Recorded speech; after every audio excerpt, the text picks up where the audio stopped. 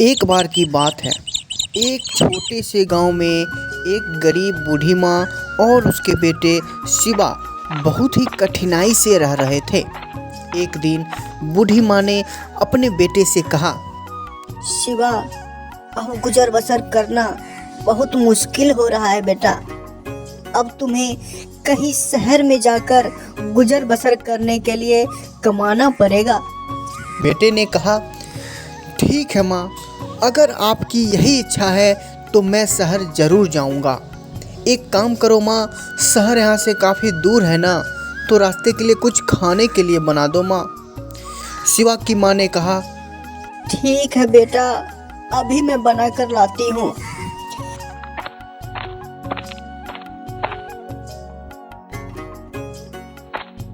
माँ ने रोटी बनाकर अपने बेटे शिवा को दे दी। रोटी लेकर शिवा शहर की ओर निकल पड़ा। शहर जाने के क्रम में रास्ते में एक घना जंगल पड़ता था। जब वह जंगल से गुजर रहा था तब उसे भूख लगी। उसने सोचा, चलो कहीं बैठकर कुछ खा लेते हैं। वहीं रास्ते किनारे ही एक कुआं भी था। उसी कुएं के पास वह बैठ गया और खाने के पोटली को खोला तो उसमें 3 रोटियां था। उसने जोर जोर से बोला, एक को खाऊं, 2 को खाऊं या तीनों को खा जाऊं? एक को खाऊं, 2 को खाऊं या तीनों को खा जाऊं? ये बात वो लगातार बोले जा रहा था। उधर कुआं में 3 चुड़ैलें रहती थी जो शिवा की बात को गौर से सुन रही थी। शिवा की बात को सुनकर सभी चुड़ैलें डर गई और एक चुड़ैल ने दूसरे चुड़ैल को बोली, ये कौन है जो हम तीनों को खाने की बात कर रहा है? बोल रहा है ये दूसरे को खाऊं कि तीनों को खा जाऊं। लगता है आज हम लोगों का दिन पूरा हो गया। ये जो भी है हम लोग खा जाएगा। लगता है बहुत ही शक्तिशाली और खतरनाक है। हम लोग को खाने से पहले हम लोग से माफी मांग लेते हैं। को माफ कर दे।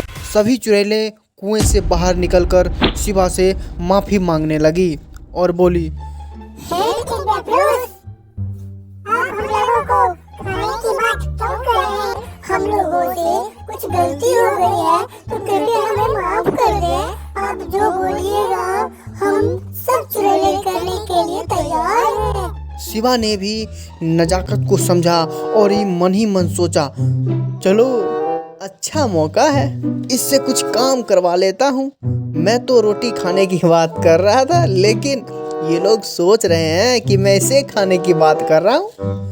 चुड़ैल ने कहा, आप क्या सोच रहे हैं? शिवा ने कहा, कुछ नहीं, मैं तो बस ये सोच रहा हूँ कि इस बार माफ कर देता हूँ, लेकिन तुम लोगों को जो मैं कहूँगा वो तुम लोग करोगे ना, धोखा तो नहीं दोगे? चुड़ैलों ने कही, नहीं, धोखा और आपको ना मरना है क्या? आप बस आदेश दें। शिवा मन ही मन बहुत प्रसन्न था। उसने चुड़ैलों से कहा, मुझे ढेर सारे रुपया पैसा चाहिए। चुड़ैलों ने कहा, जो आ गया। और उसने शिवा को एक संदूक भरकर रुपया पैसा और सोना दे दिया। धन पाकर शिवा बहुत खुश हुआ। वह अपने गांव लौट गया और सारी बात अपनी माँ को बताई। उस पैसे से उन्होंने बहुत सारे ज़मीन को खरीद लिया और उसमें खेती करने के लिए चल दिया। लेकिन बहुत सारे खेतों को अकेले जोत पाना शिवा की बस की बात नहीं था। इसलिए उसने दिमाग लगाया और वह घर वापस आकर माँ को बोला, माँ, मुझे 3 रोटियाँ और बनाकर दे दो, मैं थोड़ा बाहर जाकर आता हूँ। उसकी माँ ने रोटियां बनाकर दे दिया।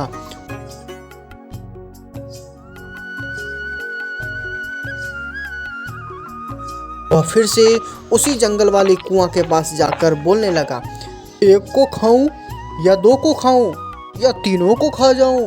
एक को खाऊं, 2 को खाऊं या तीनों को खा जाऊं? तभी सभी चुड़ैल कुएं से बाहर आकर बोली, अब हम लोगों से क्या गलती हो गई मालिक, जो आप फिर से हम लोगों को खाने आ गए हैं। तभी शिवा ने कहा, तुम लोगों ने जो धन दिया उससे मैंने ज़मीन तो खरीद लिया, लेकिन मैं अकेले हल नहीं जोत पा रहा हूँ। तो आप सभी वहाँ चलें और हल जोत दें। सभी चुड़ैलों ने कहा, ठीक है, हम लोग आपको खेत भी जोत देंगे, बस आप हम लोगों को खाना मत। ये कहकर चुड़ैल ने सारी खेतें पल भर में ही जोत दिया। शिवा बहुत खुश हुआ। उसने जुते हुए खेत में बीज बो दिया और देखते ही देखते खेत में फसल लहलहाने लगे और फसल भी पक गया। फिर उसने सोचा कि इतनी सारी फसल मैं अकेले कैसे काटूंगा, और उसने अपनी माँ को फिर से 3 रोटियां बनाने के लिए बोला और रोटी लेकर जंगल वाली कुआं के पास पहुंच गया और फिर ज़ोर ज़ोर से बोलने लगा, 1 को खाऊं कि 2 को खाऊं या तीनों को खा जाऊं? 1 को खाऊं, 2 को खाऊं या तीनों को खा जाऊं? यह सुनकर एक चुड़ैल ने कहा, अरे यार, ये तो फिर से आ गया। अब मैं कुछ नहीं करने वाली हूँ, भले ही वो मुझे खा जाए। चलो बाहर चलते हैं और साफ साफ बोल देते हैं उसको। सभी चुड़ैलें बाहर आकर शिवा को बोली, देखिए, अब हम बहुत थक चुके हैं, अब हमसे कुछ होने वाला नहीं है, भले ही आप हम लोगों को खा जाइए। शिवा ने कहा, लेकिन मैं तो कभी तुम लोगों को खाने की बात नहीं किया, मैं तो इस रोटी को खाने का बात कर रहा था। उतने में ही तुम लोग आकर खुद बोलने लगे, मुझे मत खाओ, मुझे मत खाओ। इसके बदले जो भी बोलोगे मैं करूँगी, इसलिए मैंने तुम लोगों से काम करवा लिया। सभी चुड़ैलें ये बातें सुनते ही बेहोश हो गई। इधर शिवा ने भी वहाँ से भागना ही उचित समझा, नहीं तो अगर चुड़ैलों को होश आ जाता तो आज तो शिवा की खैर नहीं था।